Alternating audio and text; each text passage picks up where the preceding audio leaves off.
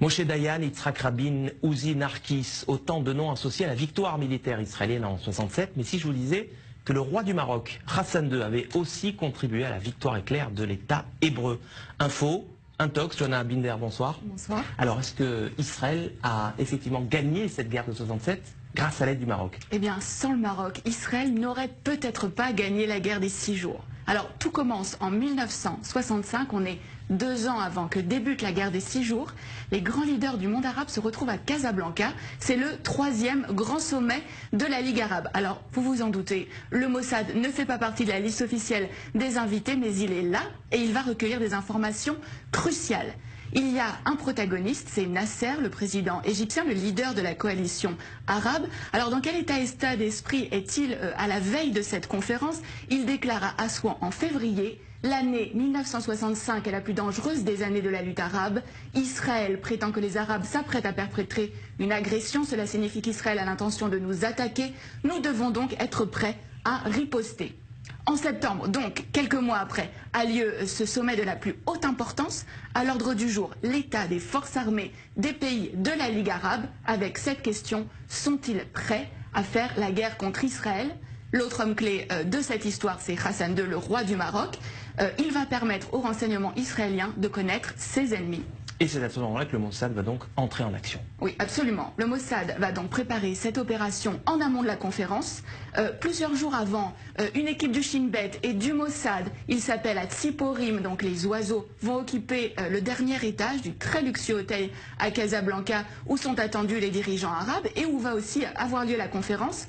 Mais la veille de ce sommet, Hassan II est pris de panique et il somme les agents israéliens de quitter l'hôtel. Mais au terme de cette conférence, il va livrer aux agents israéliens l'enregistrement complet de cette conférence. Hassan II a tout enregistré en secret. Il n'a pas confiance dans les invités de la Ligue arabe. C'est à peine croyable. Mais qu'est-ce que les Israéliens vont bien pouvoir découvrir sur ces cassettes? Alors, les enregistrements vont révéler qu'il est question de créer un commandement arabe unifié pour mener les hostilités contre Israël. Et le point crucial, c'est que les rangs arabes sont profondément divisés. On va pouvoir entendre des échanges extrêmement vifs entre Hussein de Jordanie, mais aussi Nasser.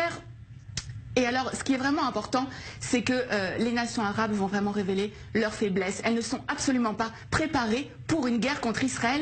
Et c'est vraiment sur la base de ces informations-là que Tsahal va lancer les premières opérations de la guerre des 6 jours en 67. Alors voilà un dirigeant arabe sunnite qui est censé être solidaire de ses homologues arabes. Pourquoi Hassan II a-t-il fait ce choix? Qu'est-ce qui l'a motivé? Alors, ce qu'il faut savoir, c'est qu'avant déjà ce sommet, le Maroc et Israël entretenaient déjà des relations stratégiques. Hassan II avait accepté que des juifs marocains émigrent vers Israël, en échange de quoi Israël fournissait une aide logistique au Maroc, notamment en formant ses militaires. Et suite à cette opération, qui a vraiment été considérée comme le fleuron des renseignements israéliens, Israël est en dette vis-à-vis du Maroc. Seulement un mois plus tard, en octobre, cette dette a un nom, c'est Mehdi Ben Barka, le plus farouche opposant d'Hassan II. Le Mossad participe à l'opération Baba Batra. L'objectif, c'est faire disparaître absolument Ben Barka, Baba Batra aux initiales donc de Ben Barka, mais c'est aussi le nom d'un traité du Talmud. Le Maroc a donc été un allié indispensable à Israël dans la guerre des 6 jours, même si, on le voit bien, aucun cadeau n'est gratuit. La petite histoire de la grande histoire. Merci Johanna Binder pour ces détails croustillants, dignes des plus grands films d'espionnage. Merci d'être passé nous voir sur le plateau du Magorien.